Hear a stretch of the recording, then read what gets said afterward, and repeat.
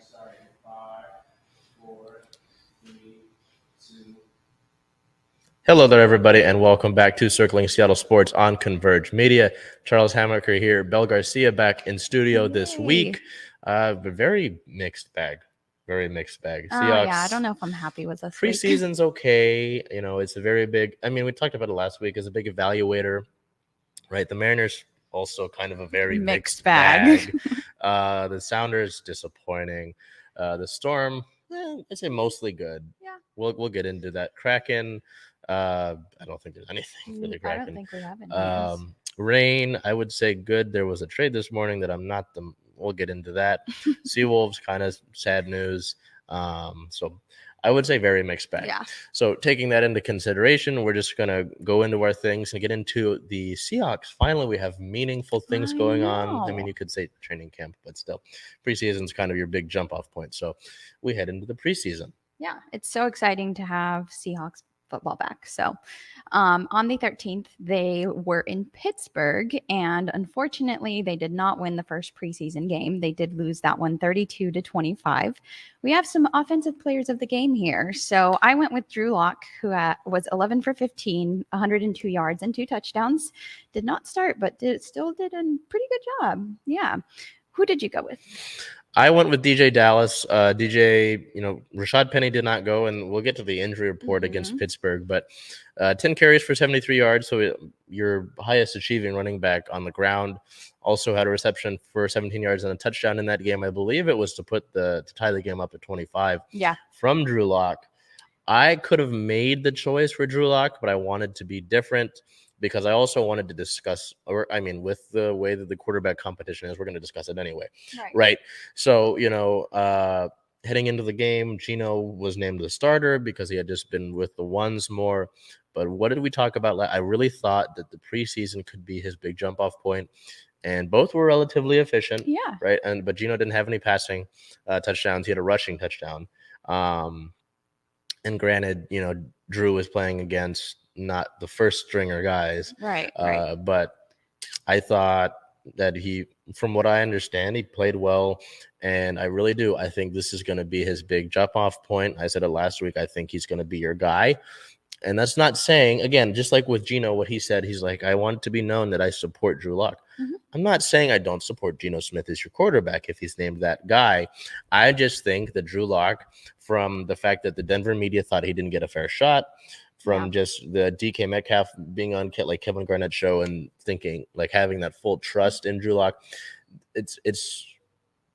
I'm going with the gut here, and well, not only that, but trusting a few different things and different opinions, and saying that I believe that Drew Lock will come out with this job. But DJ Dallas, for my actual pick of the game, was a guy last year that, DJ Dallas is fun. He's a guy that he's very positive. And I think that, he's not like a big bruiser kind of guy, and hasn't necessarily had his shot necessarily to produce a ton, but he showed out in this game. And again, like what we just said, preseason's your time to show out and maybe earn some more minutes. So I thought DJ Dallas had a pretty good game, and your best offensively for me, if I'm looking away from the quarterback spot. I will ask you about that play, because going with Drew Lock, I also thought of that end of the game play there where he lost the ball and Pittsburgh took the lead there to win the game. So would you blame Lock there, or who would you? I think there's a little bit.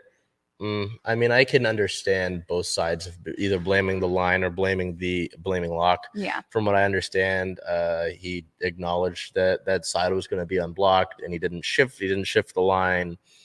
Could have done better in that part. So, that's tough. I would kind of, like, if I'm giving points, I'd half hang a point on him for that. Yeah. Okay. But at the same time, again, I think stuff like that's going to happen. Just as long as that mistake isn't made in the future, okay, we learn from it. This is your prime, again, with the proving ground being the preseason. This is your time to get back into it, get back into rhythm, fix any little tidy mistakes you need to make. I would kind of half hang that on him. definitely a tough play. There was some like, oh, well, someone was left on block. It Right. can't happen. But also as a quarterback, you're supposed to be able to read stuff like that. So. Yeah. Moving forward here in our preseason games, do you think we see the same thing where Geno starts and then Locke comes in eventually, or what do you think we see moving forward? I think with Pete Carroll's always been a guy. I mean, we talked about this last season, who sticks to his guys. He's very loyal, and he kind of, he doesn't really make split change decisions. So I would say Geno starts this next game, but maybe by week 3 of this preseason, the final preseason game, we see Drew Lock get a start. And they say, okay, Drew, we've seen what we can from Geno with the ones, or maybe they give Geno quarter number 1 and Drew quarter number 2. Starting there. Yeah. So I think, though, that week 3 we see Drew Lock starting preseason. It'll be really interesting. By the time we get to week 1, it'll be really interesting to see what the coaching staff sees from both guys. Because, again, you're getting a guy in Smith who's been in the system, a few years now, has that familiarity, is a pretty decently long veteran. And Drew Lock, I mean, so I don't know. It'll be really interesting when that comes up. But I think, at the end of the day, if we're looking at the full 17-game season, which still feels weird to say, Locke will have started more games. And that's what I think. Okay. That's what I'm going to go with. And so we'll transition to some defensive players of the game here. I'm going to let you go ahead and lead with our pick here because I was trying to find a different option, and it felt right to go same as you. Yeah, so no interceptions, no really big. I think there was a forced fumble, and I think it was actually by Boye Mafe. 3 tackles, 2 sacks, a tackle for loss, a quarterback hit. For years, it feels like this team has been looking for consistent pass rush, and that was still something that they looked at in this draft. Darrell Taylor was a guy who I liked the burst that I saw from him, and I think he'll have a pretty good year this year. I won't say great because, that's great as a different, you don't want to put that kind of thing just out there. But I think that Boye Mafe is a guy that, kind of was like a sleeper in a way, kind of was an underrated draft. Yeah. I mean, we look at this draft and we were happy with it, right? And Mafe is a guy that, again, preseason proving ground. You go out and you make that kind of contract. 2 sacks is that's a good game in a regular season. So to kind of, I think you get some points there. A tackle for loss is always good. You're going to get on coaches' good sides for that. So, overall, I just made an impact. You look at the defensive score sheets. There was some nice, I believe there was a different, I think it was, I forgot who it was. Someone had 8 tackles, but tackles are good. That's fine and all. But, sacks, tackles for losses, those are kind of what stood out to me. The game, yeah. And we'll move on to the injury report here against Pittsburgh. Several offensive and defensive players missed out on the preseason matchup with names such as Rashad Penny, Marquise Goodwin, D. Eskridge, Freddie Swain, and Artie Burns. Now, did you expect to see Rashad Penny in any way? Maybe for a drive or two. Okay. You want to be able to shake that rust off. There are certain guys, I don't think Brady will play hardly anything, right? Rogers, maybe a drive, maybe a few plays. He probably won't throw that often just to minimize any chance of an injury. I would have imagined he would have been out there a little bit. Okay. And just even with any of these guys, Penny, Goodwin, Eskridge, this isn't like the full list, but you're noticing guys who get significant snaps during the season. Freddie Swain had a few touchdowns last year. Artie Burns has made a good impression in camp. D. Eskridge, you're kind of waiting for him to produce after drafting him 2 years ago. Marquise Goodwin has been a camp star. And so you'd like to see how this all plays in real game speed. Sure. Right? Because you can't replicate game speed really in a practice. You can try, you can have scrimmage, but game speed is so much different. So, yes, I would have imagined we would have seen him, but not like the full half. Yeah. Right?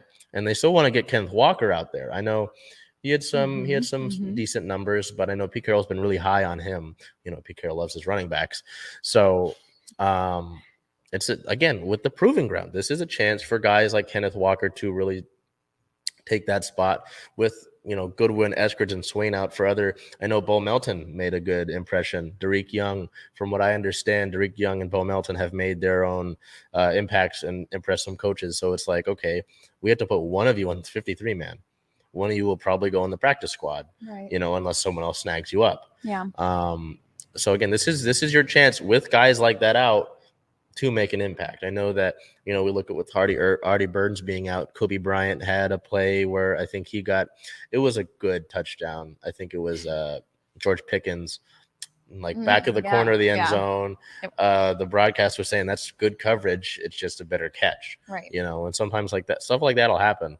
But so that's what I'm, with these guys being out, it's like, hey, it's the next man up. This is your chance to go out and make your money. So as we transition to some team notes here, going back to a running back, Marshawn Lynch was arrested in Las Vegas. The former Seahawk running back was arrested for allegedly driving under the influence. Body cam footage showed Lynch being dragged out of the car after he refused to exit the vehicle. And as you can see on the screen there, not a pretty mugshot. Well. Yeah, and it's tough. I mean, I like to reserve judgment until we get more of the scope of things. I know that his legal team is going to dispute it. There's also a report that he was driving without a front tire. How do you do so that? I'm going to wait for the process to play itself out. But yeah, I mean, Marshawn, obviously we know who Marshawn is. We had to touch on the news, right? Yeah. So we'll keep updated with that as we know more information, but hoping for the best. Yeah, right? For sure. On August 10th, Pete Carroll named Geno Smith the starter, of course, against the Steelers, as we mentioned. He said Geno is still going with the ones, and he's going to start the game this weekend. So that is exactly how that played out. Moving on to the 14th here, Quandre Diggs earned a spot on the NFL Top 100 list. He is listed at number 72. Do you anticipate seeing any other of our Seahawks on that list? I mean, you and I briefly discussed this before we went on air here. I would imagine DK Metcalf gets up there.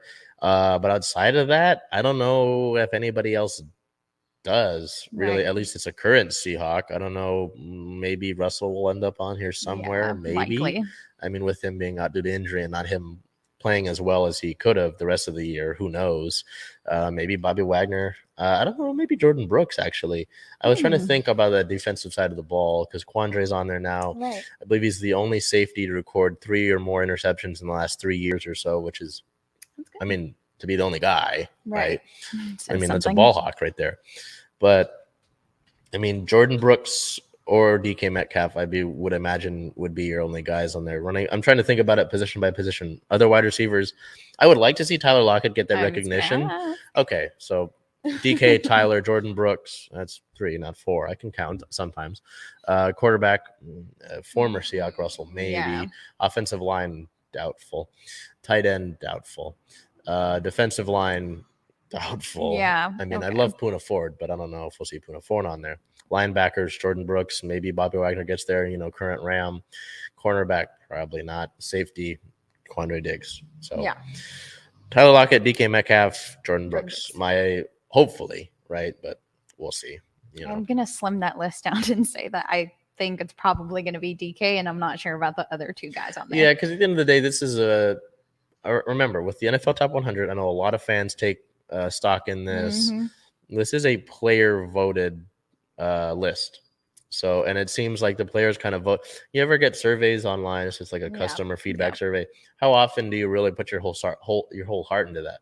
Never. Okay, that's kind of the way that the players treat this whole list. Sense. So, for sure. It's always interesting to me too. I also go through the list and not really hoping to see, I don't think anyone in certain positions, but just to see how they were placed. So moving on to some news here from the 15th today, the team trades Ugo Amadi.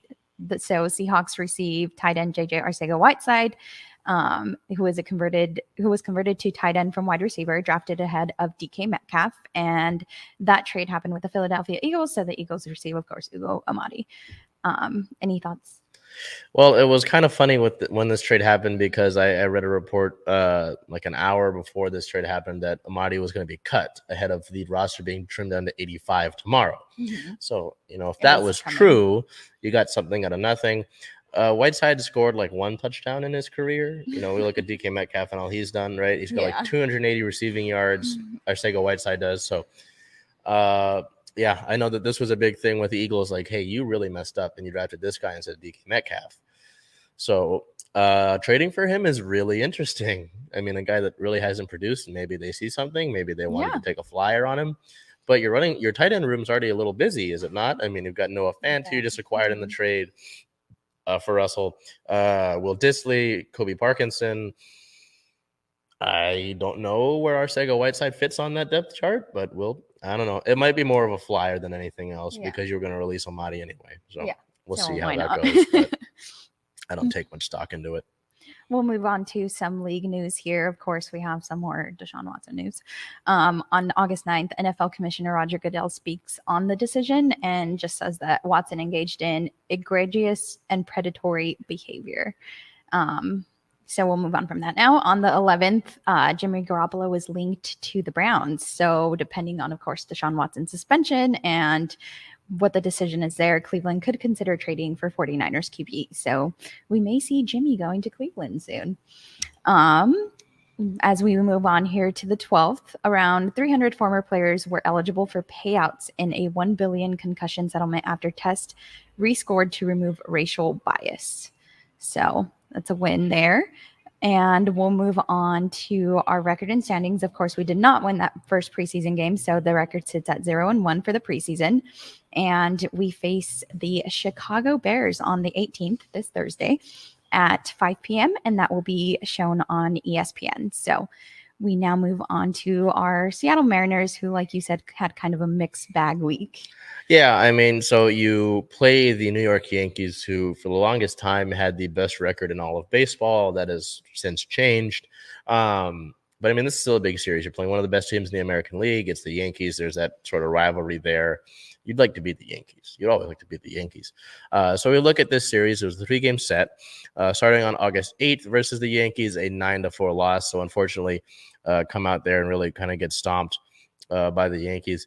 Right, play of the game for that one, right fielder Mitch Haniger, 3 hits, 2 runs, and an RBI. So Mitch continues to produce after coming off of the injured list on the 9th of the month versus the Yankees. This was the game of the year candidate, a 1-0 win in 13 innings. Play of the game, starting pitcher Luis Castillo. Castillo making his home debut for the Mariners. 8 innings pitched, 3 hits allowed, no runs whatsoever, 2 walks, and 7 strikeouts. So I will talk about this game really quickly. This was pretty wild. This is a Tuesday in August against the Yankees. It was a pretty good crowd. I think we hit at least 35K for each day. So pretty good crowd. Most of them stayed for all 13 innings that this game ran. And we got a comment on the article about the game. It was like, oh, it's a 1-0 game. How can it be exciting? Oh my gosh, are you kidding me? Yeah. I'll just, we go through it. I mean, it was a great pitching duel. Garrett Cole last week against the Mariners got roughed up pretty bad in that game. I mean, 3 home runs in the first inning against him. Comes out in this game. And I mean, also, obviously, you see it was a 1-0 game in 13 innings. Garrett Cole pitched a shutout to an extent, had a great game. Luis Castillo had a great game and got out of some jams. There were some wild double plays. The Yankees had terrible base running where you were like, you could have probably had a run here and there, and your base running was horrible. There were some great plays in the outfield. I mean, Sam Haggerty made a great catch. There was excitement throughout the night. Mm-hmm. This was a big thing.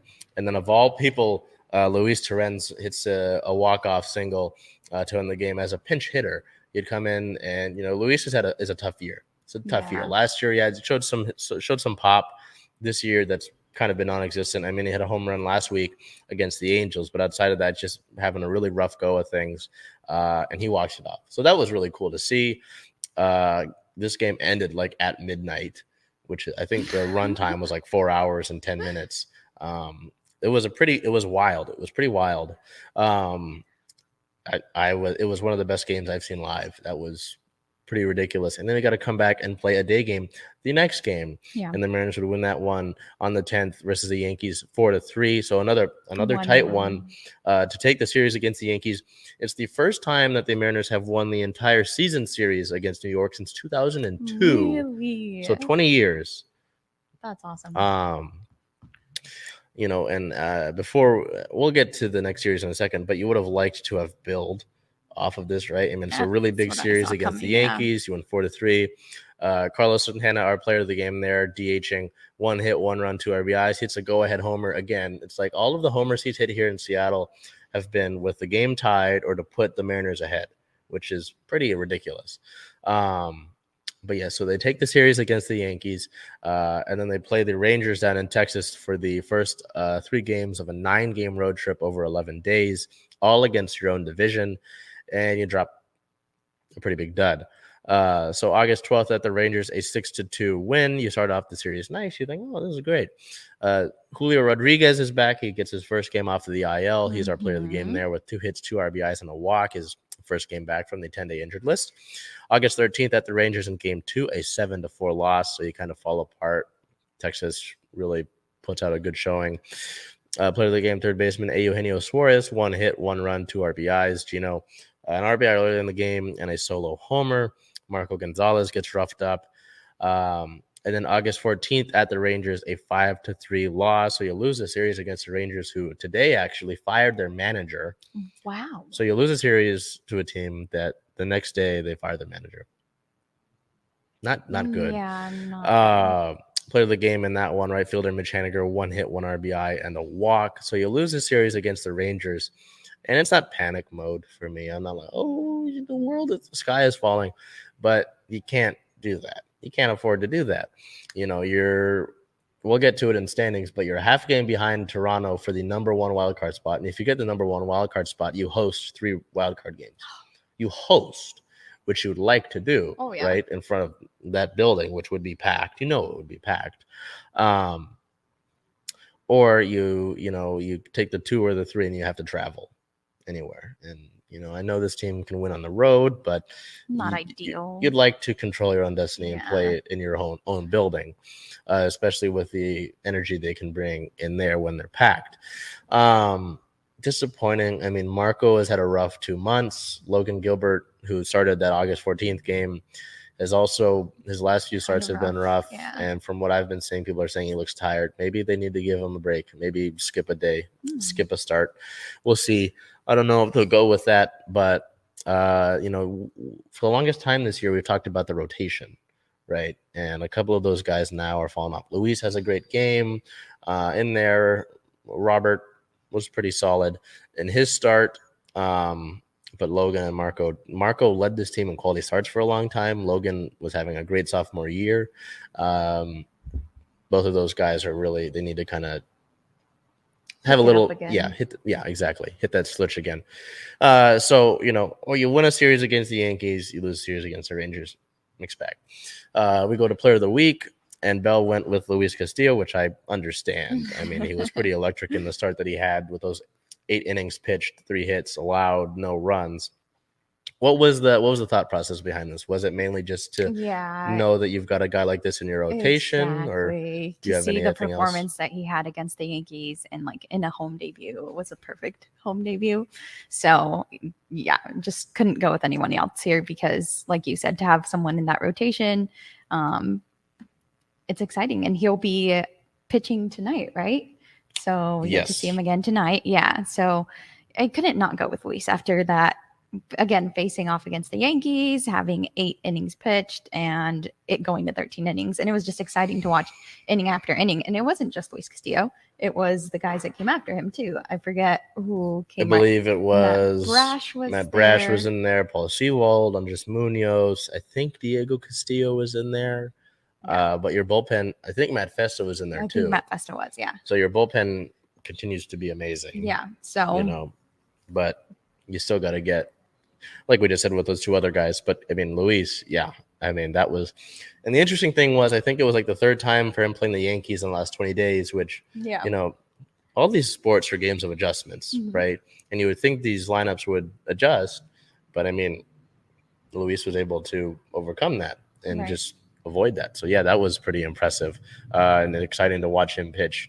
And the fans gave him a pretty stirring roar when he was announced, and it was pretty fun. So I went with Sam Haggerty. It wasn't the biggest numbers for him in 15 plate appearances: 5 hits, 1 run, 1 homer, 4 RBIs, 8 total bases, 3 walks, a stolen base, a .333 batting average, a .421 on base percentage, a .533 slugging. Those last 2 numbers combined to make a .954 OPS.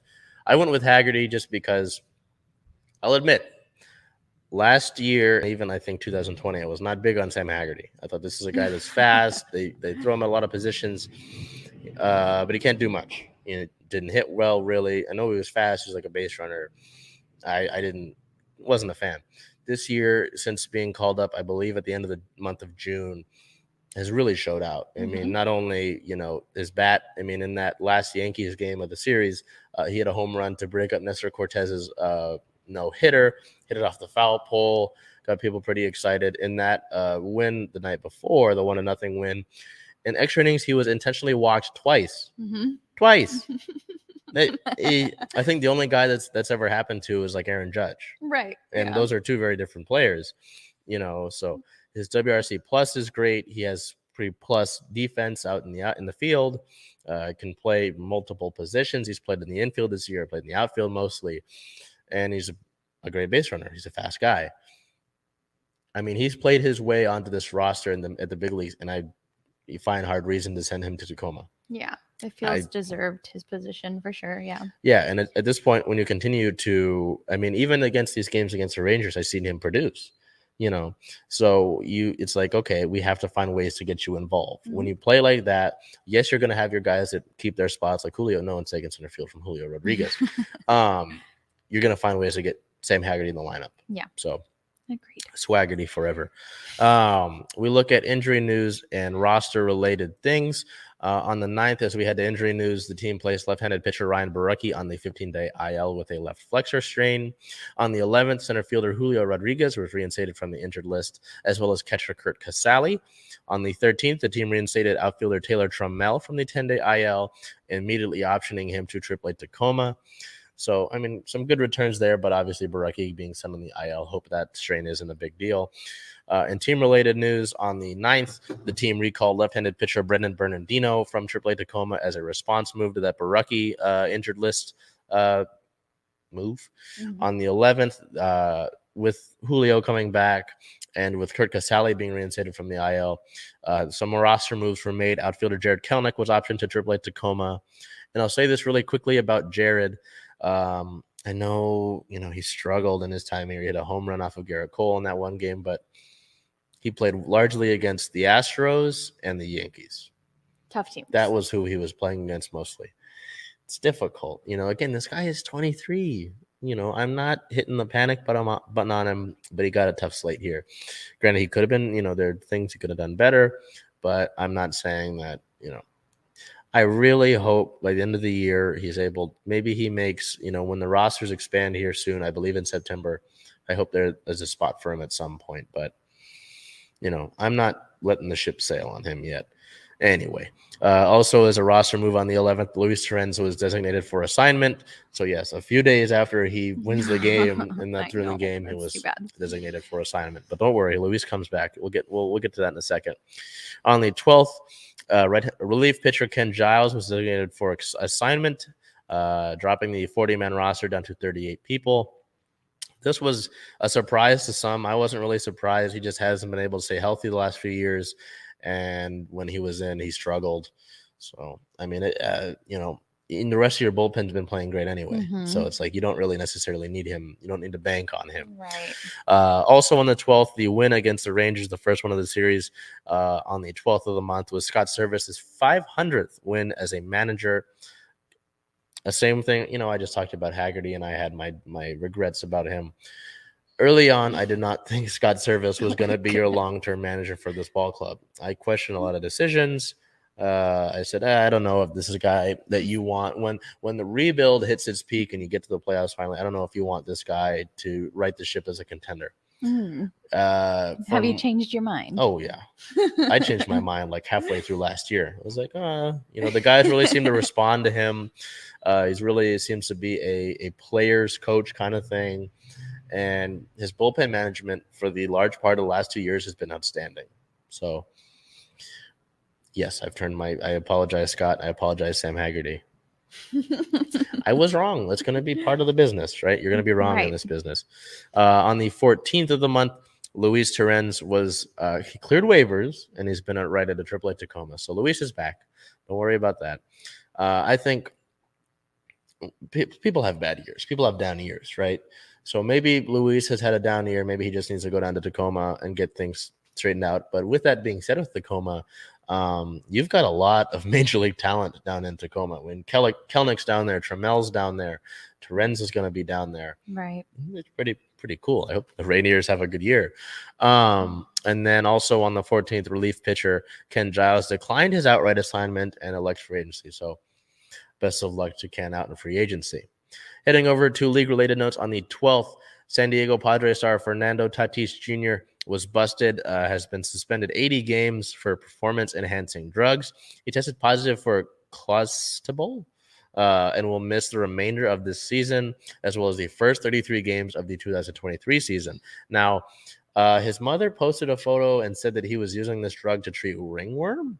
Yeah, he said the same thing, and he said that he should have done his due diligence and like looking into the medication and what was in the medication. Mm-hmm. Yeah, but that's what he said too, and denied that obviously that it was anything malicious. Yeah. So I don't know. It's really interesting. I know a lot of his teammates were like, "Oh, he needs to grow up." This. I was like, "Oh boy." I mean, you got a team now with the Padres. Made some big trades at the trade deadline. You got Juan Soto out there, and out the outfield, Manny Machado's having a pretty solid year. I don't know. That's really interesting.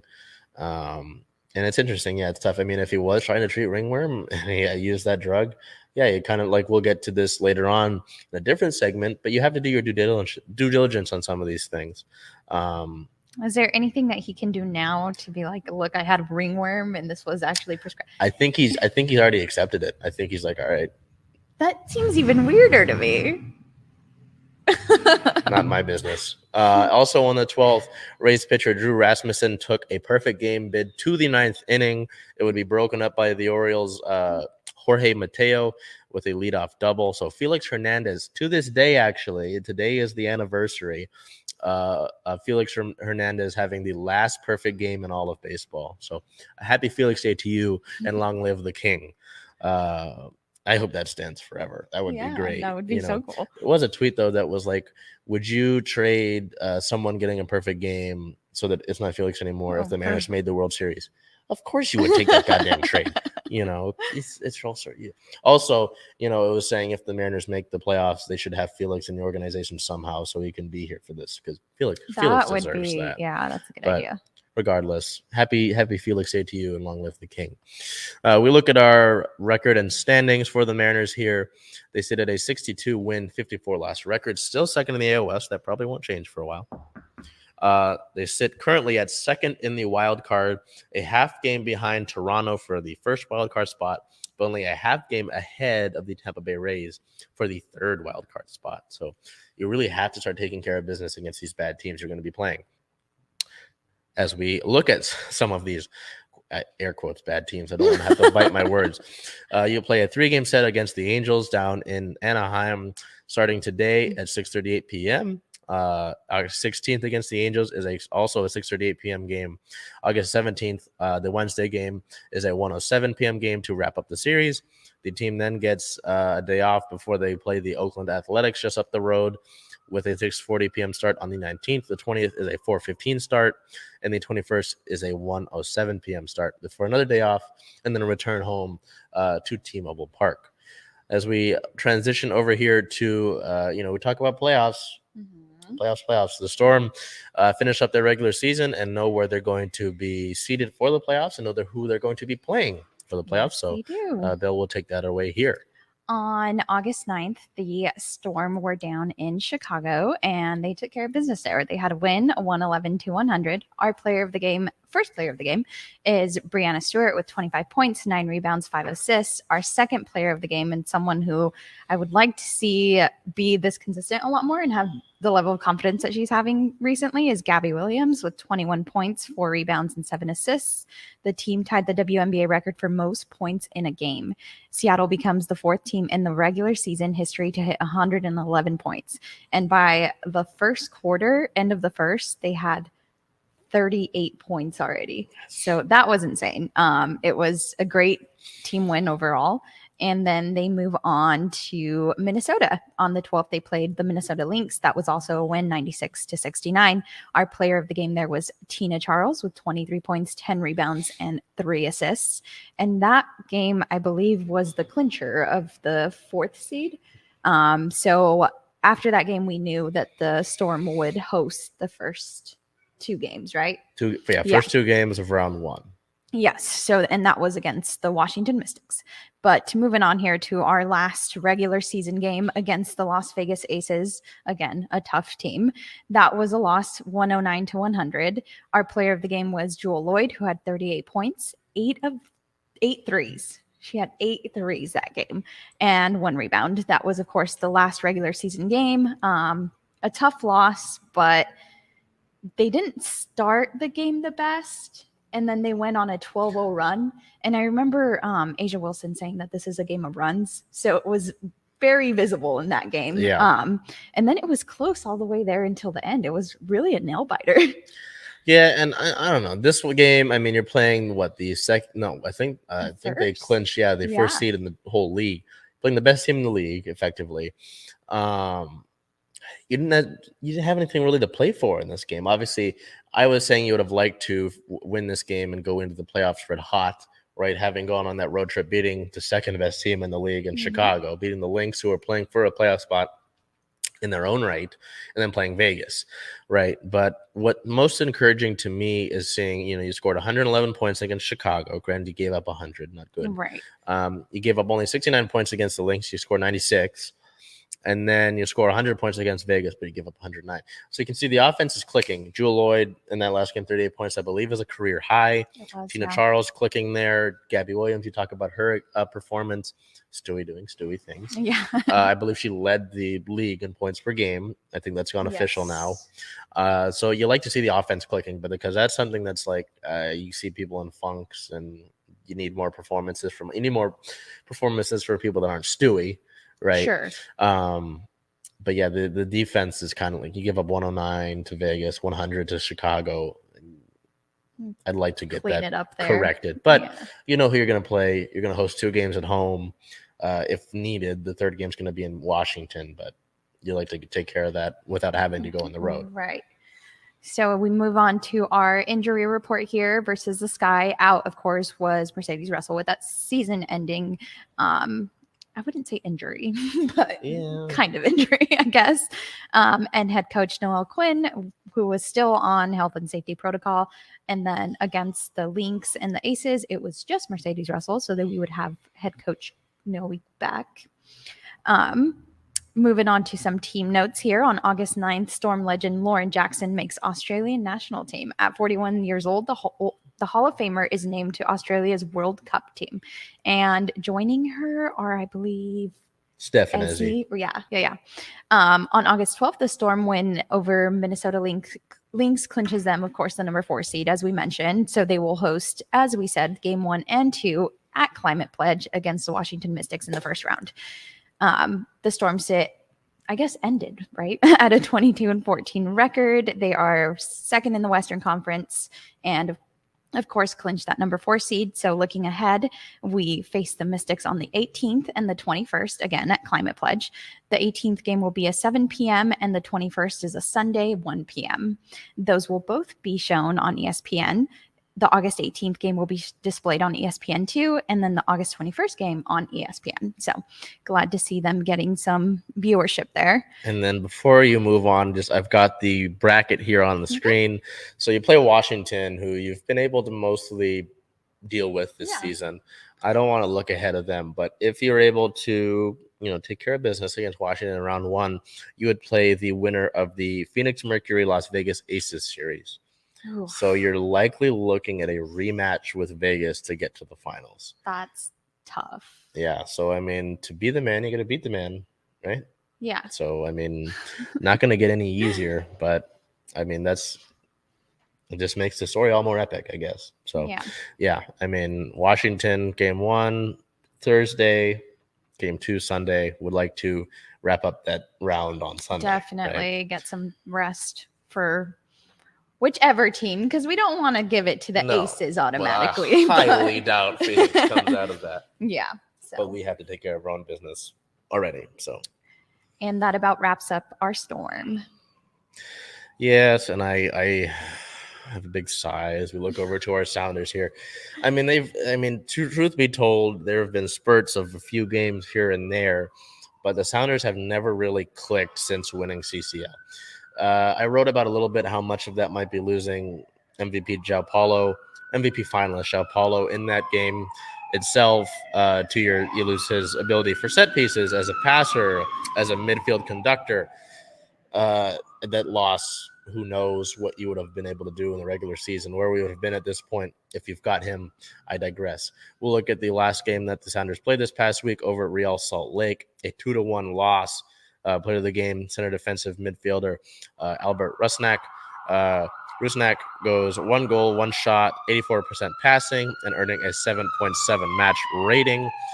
This was a virtual must-win.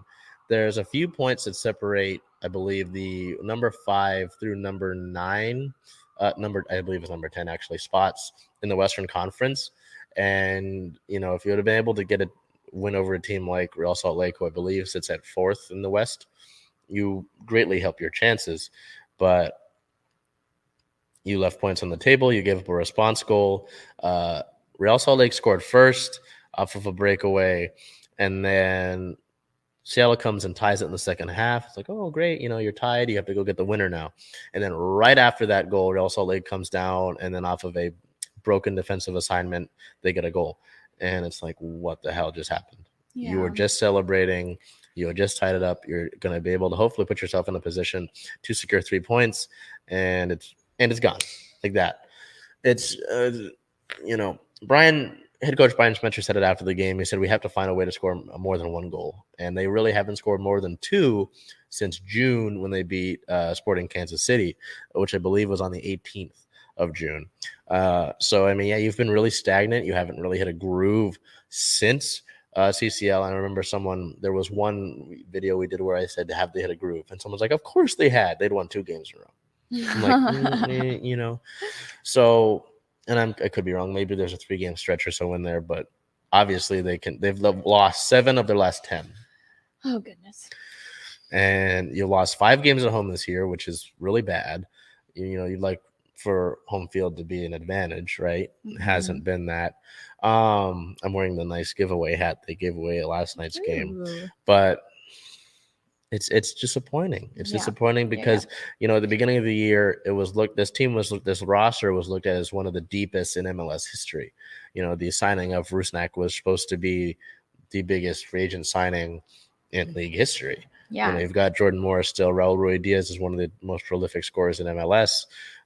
Christian Roldan was playing like an MVP candidate at the beginning of the year. Nico Ladero is one of the most critical players in this club's history.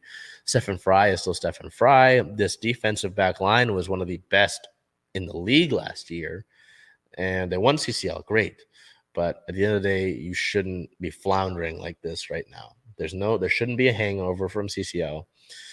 You're not really missing anybody besides João Paulo and Obed Vargas, who are out with season-ending injuries, right? You knew that months ago, though. Mm-hmm.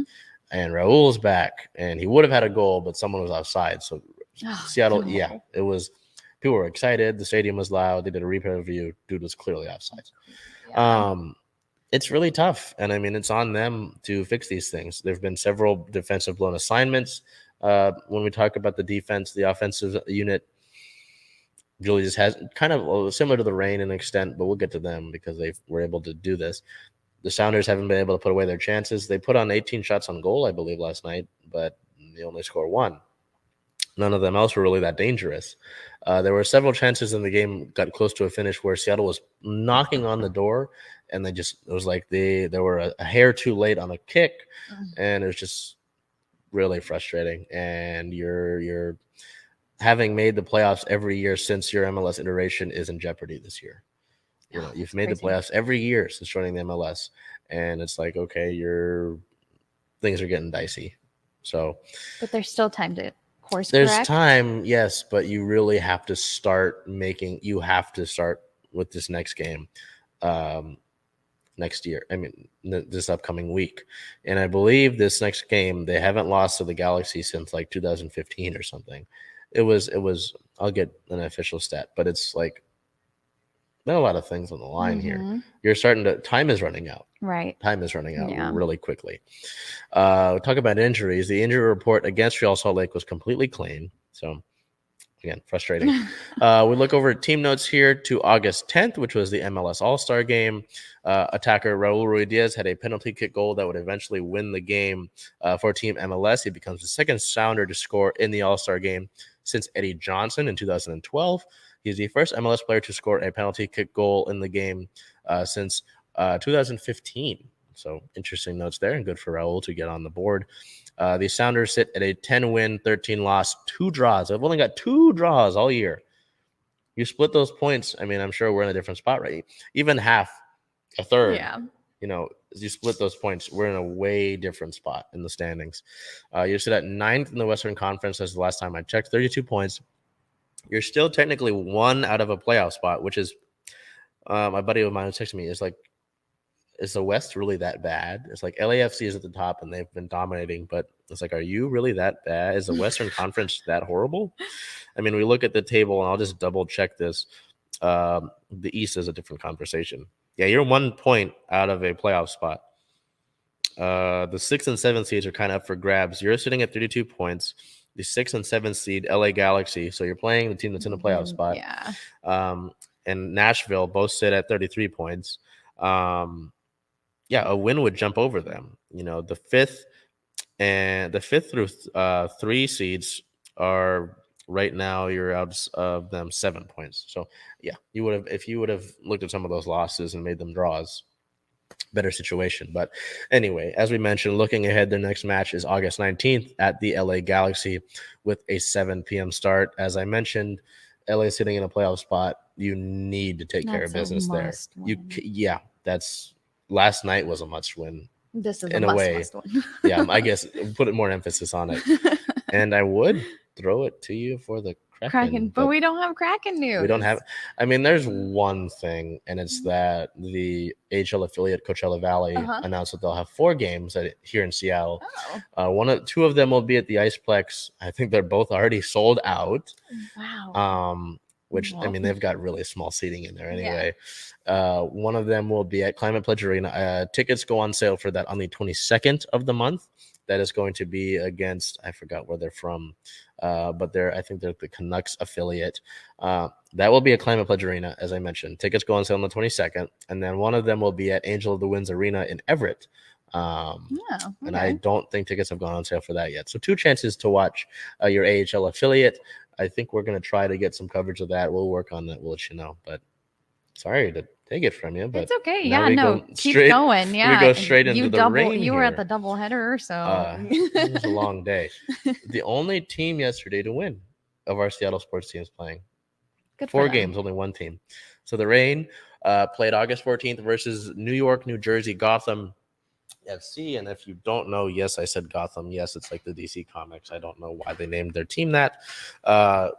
The Reign would beat them 4-1. Player of the game forward Megan Rapinoe. Pino, 2 goals, 1 assist, 3 chances created, and a 9.5 match rating, which is one of the highest I've seen for one of our teams in quite some time. Pino was directly involved in all 4 of the goals. The 4th one was an own goal, but she had the ball that was actually headed away for the own goal. So directly involved in 4 of those games. And I don't know if I talked about it last week or the week before where she had a player of the game. But Pino, you know, a lot of people know her for her U.S. women's national team accolades, her work as an activist. But, you know, like hasn't necessarily consistently been that like huge star for the club. Obviously, she's great to have on the team. But since returning from the international, last time she was with the international team, she's been great. I mean, she's had, I think I had totaled it up. In the last 3 games she's played with the Reign since international break, 3 goals, 2 assists, a goal. I mean, it's directly impacting all these games. And funny enough, her last brace, the last time she scored 2 goals was last August, which is kind of funny. What a trend. And that was, I believe, the doubleheader against the Portland Thorns at Lumen Field. So, I mean, a great win. Like we talked about with the Sounders, the Reign have had issues putting their chances in the net. They're able to convert that to an extent, beat Gotham. Gotham has not. Gotham drops to 4 wins and 9 losses. They haven't had any draws at all this year, which is kind of weird to me. They have an interim coach. They're a mess. So you take care of business there. and you put yourself back in a playoff spot, thankfully. But that was a good win. I mean, they started off the day right, and then nobody else for our Seattle team has won, which was kind of sad to make the graphic for that. No injury news, luckily. I mean, the injury report, I believe, for that game was just that Angelina, who has a season-ending injury, was out. But that's it. I mean, we already knew that. This team news, before I get into this team news, with the win against Gotham, head coach Laura Harvey becomes the winningest coach in NWSL regular season history with her 82nd win. There was a quote that said, "You can't tell the story of the league without mentioning Laura Harvey's teams." And there was a nice video from a bunch of the players congratulating her. Ever since last year, when the last head coach, I shall not name, as a bad person, he left like 2 hours before the game. He dipped out. Yeah. And it was announced that Laura was coming back. Just like the overall attitude, you talk about cultures and winning cultures and, positive cultures in these teams, right? You can just tell that people want to be here for that. So that was really great to see. And congratulations to Laura on that. But news that kind of shocked me this morning. The 15th, it was announced that the team traded forward Ali Watt to the Orlando Pride. The Reign receive $125,000 in allocation money, while Orlando receives forward Ali Watt. So from what I understand from a friend of mine, from a source I've got, is that Watt had reached out to other clubs for a trade because she wanted more playing time. So that's, I mean, it makes sense. Watt's a 25-year-old. She's only started in 3 matches, over 18 total appearances with the Reign. So it was kind of like a, why would you do that? And then when I found out it was a time thing, I was like, that makes sense to me. The Reign have a ton. I mean, we just talked about Megan Rapinoe. Bethany Balser won Rookie of the Year 2019 and tied for the second most goals in the league last year. Jordan Heightham is a 21-year-old forward you just signed. So Veronica Latsko has produced here and there and has earned several starts. Ziara King is a talented forward. It's like that your attacking group is really busy. And I think I talked about the beginning of the year before they added Jordan Heightham. It's like, okay, you've got a good problem here. Who gets starts where? Right. This is a good problem to have, but there will be situations like this. So it sucks. Ali Watt's a great person, a great player. She just needed to work on her finishing. But I'm hoping this move to Orlando gives her that playing time that she's looking for, and I'm sure it will. Orlando is having their own struggles. I think your next an NWSL regular season match is against Orlando in a few weeks. So that's kind of funny. That'll be interesting. But another rumor that I saw was that with Angelina going down with injury, was that Laura Harvey and the team were looking for another player to get to fill that spot. So we'll see if that allocation money comes back. Yeah. We'll see. I know a few months ago we talked about with allocation money, you always watch that because it could mean a move is coming. And then Tobin Heath happened, Jordan Heightham. We'll see. But yeah, that trade sucks. So a thank you to Ali Watt. The team record now sits at 6 wins, 4 losses, 6 draws. 5th in the NWSL with 24 points. They are in a playoff spot. They're 1 point away from second place and 4 points out of first place. There's a note there that I'm not going to read. So, yeah, a win in their next game could propel you all the way up. You see how tight this is? And even a few wins and, Portland just kind of is mid for a few games. You could take the first spot. So we'll see how that goes. But still a few games to play here as the regular season starts to wind down. Looking ahead, they don't have an NWSL regular season game to play. The Women's Cup is this upcoming week. It's a different little tournament with the Reign, I believe, with their semifinal. The Reign somehow clinched like a bid to the semifinals. So they are going to technically host. I mean, they got like a bye week. A game against Club America on the 17th of August. It's a 2 p.m. start on Paramount Plus is where you can watch it. The Women's Cup semifinal game. This is in Louisville. If the Reign win, they advance to play in the finals against the winner. This is if they win, right? Against Racing Louisville versus AC Milan. The tournament is held at Racing Louisville's home stadium. So home field advantage for Racing Louisville, but cool little cup, cool opportunity to win more trophies, but we'll see how that goes. I'm hoping that this, if they win, they would have played on the 20th And then I believe the Reigns next regular season match is on the 26th. So you don't want to like jam too much in there. So we'll see how that goes. I'm not ultimately concerned if you don't win it. But with that being said, I tried to get away from using that. We talked about this throughout the episode. Some not necessarily fun news with our Seawolves. As I try to pull it back up here, I lost my little slide. We have news on Rickard Hadding, and not the best news, Belle. What happened over in Seawolves? Yeah, so unfortunately on August 12th, Rickard Hadding accepted a 6-month suspension, which started August 4th, and after testing positive for a specified substance on USA Rugby's banned substance list. So he was prescribed a medication during the offseason to treat symptoms of a pre-existing medical condition. Don't know what it is yet, but he's experienced it since his adolescence. The medication prescribed is not a performance-enhancing drug, but it is a specified substance by the World Anti-Doping Agency. At the time the medication was prescribed, neither Rickard nor the physician who prescribed the medication were aware that the medication was on the specified substance list and required a therapeutic use exemption. His prescription use did not confer any competitive advantage to Rickard, as reflected in his sanction. He has accepted the personal responsibility for the oversight and has begun the 6-month suspension. So the Seawolves stand behind our captain and look forward to him rejoining the club at the conclusion of his suspension. I mean, this goes kind of hand in hand with the Tatis thing, right? I mean, both guys, well, again, with Tatis, I have no idea. He's not, that's league news stuff. But it seems like both guys were trying to treat something with a drug that was on this list that, for their respective leagues, they weren't supposed to take. They didn't know that, his physician with Hadding, his physician didn't know that. Tatis said he didn't do his due diligence, but both of them accepted the overall suspension. Yeah. So from what I understand, we don't have this season schedule for the Seawolves next year, but if I'm going off of last year's schedule, their preseason and such started in February.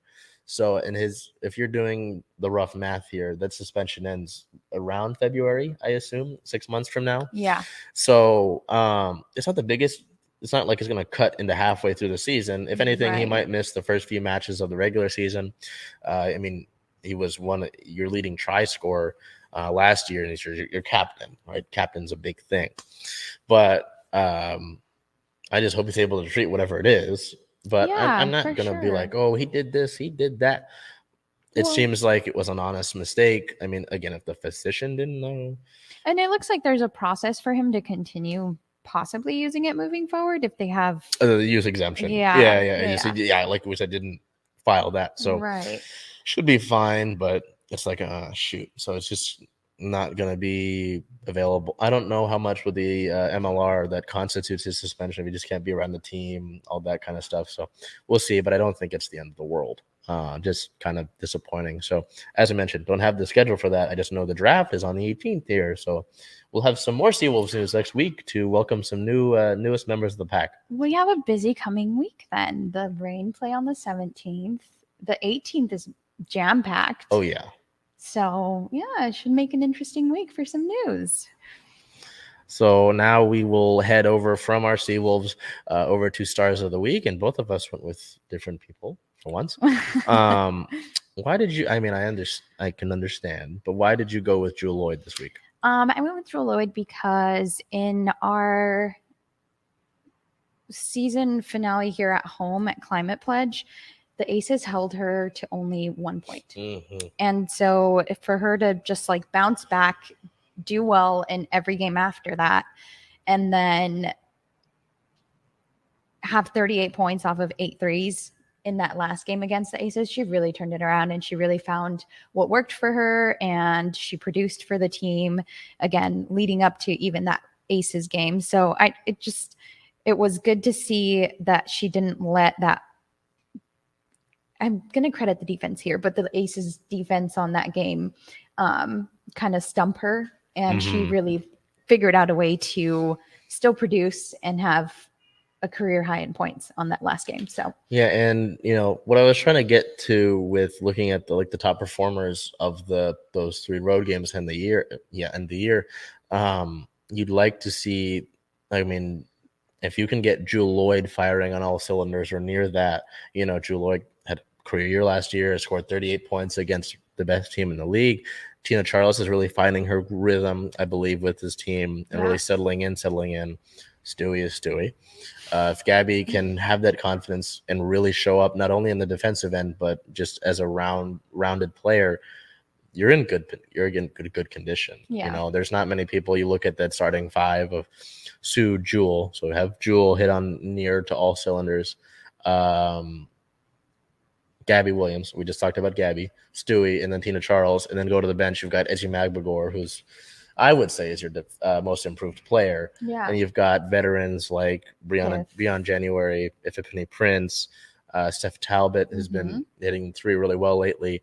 So Jontel Lavender is a consummate veteran. Yes. So, I mean, and it's just talking about Jewel and Gabby and Tina, but also you're going to need your bench. You are. We talked about this throughout the year, right? You're going to need your bench. So I don't blame you. Yeah, to that one game, that one point, I totally forgot about that. Yeah, that was bad. Shocking. But to come back and have a career high against the same team on the road. Exactly. Yeah, I can get that. I went for like multiple reasons. I talked about it in the rain segment. I went with Megan Rapinoe with that shot there from Liv Lions.